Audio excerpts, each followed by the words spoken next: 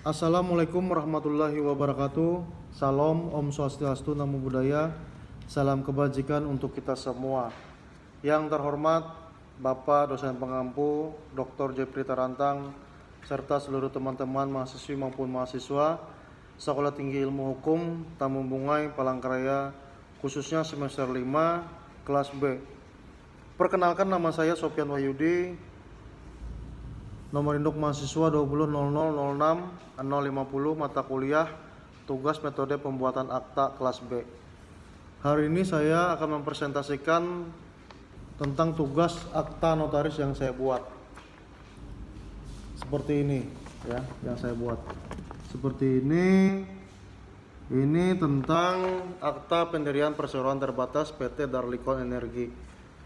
Notaris jelas, nama Sofyan Wahyudi, Esa MKN.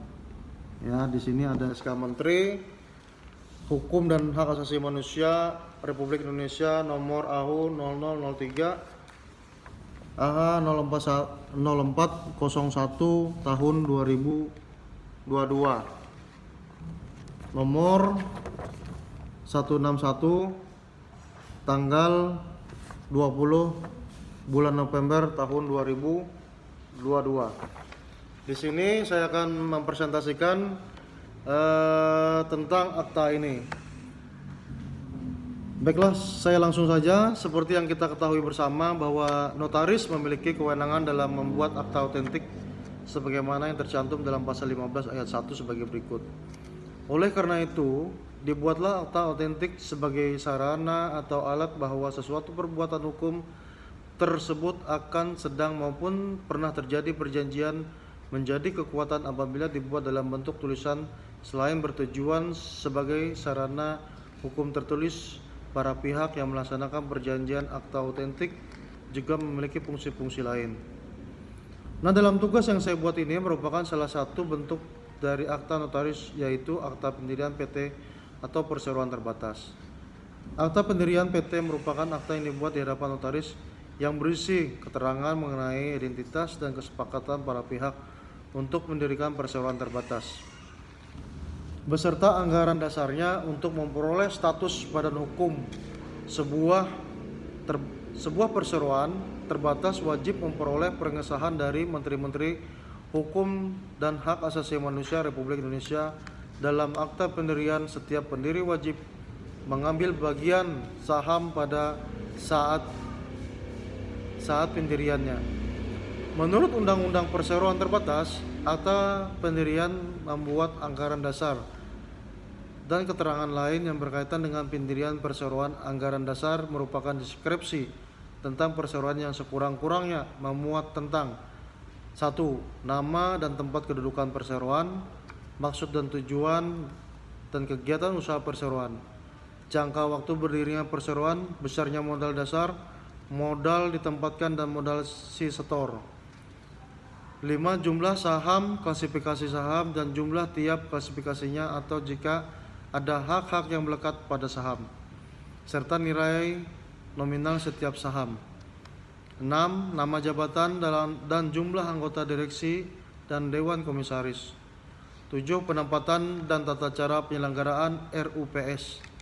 8. Tata cara penggunaan laba dan pembagian dividen. Ketentuan ini tadi merupakan keterangan minimal yang wajib dicantumkan dalam anggaran. Dalam akta pendirian PT yang telah saya buat ini, secara sistematikanya telah memenuhi unsur syarat minimal dari yang telah ditentukan oleh Undang-Undang PT. Dalam akta ini terdapat 1. Para pihak,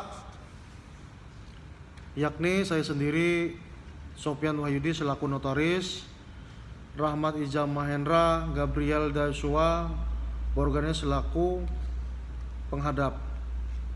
Kemudian dalam akta memuat 21 pasal dengan rincian sebagai berikut. Pasal 1 mengenai nama dan tempat kedudukan perseroan. Pasal 2 mengenai jangka waktu berdirinya perseroan. Pasal 3 mengenai maksud dan tujuan perseroan. Pasal 4 mengenai modal. Pasal 5 mengenai saham. Pasal 6 mengenai pengganti surat saham. Pasal 7 mengenai pemindahan hak atas saham.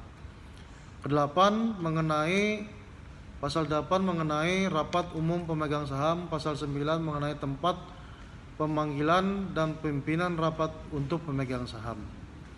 Pasal 10 mengenai quorum, hak suara dan keputusan rapat untuk pemegang saham. Pasal 11 mengenai direksi. Pasal 12 mengenai tugas dan wewenang direksi. Pasal 13 mengenai rapat direksi. Pasal 14 mengenai dewan komisaris. 15 mengenai tugas dan wewenang dewan komisaris. Pasal 16 mengenai rapat dewan komisaris. Pasal 17 mengenai rencana kerja, tahun buku dan laporan tahunan. Pasal 18 mengenai penggunaan laba bersih dan pembagian dividen interim. Pasal 19 mengenai penggabungan, peleburan, pengambilan, alihan dan interim. Pasal 20 mengenai pembubaran dan likuidasi. Pasal 21 mengenai ketentuan penutup. Dari uraian pasal di atas maka dapat disimpulkan bahwa akta tentang pendirian PT ini telah memenuhi syarat minimal seperti yang oleh Undang-Undang PT. Demikian penyampaian dari saya. Terima kasih. Kurang dan lebihnya saya mohon maaf.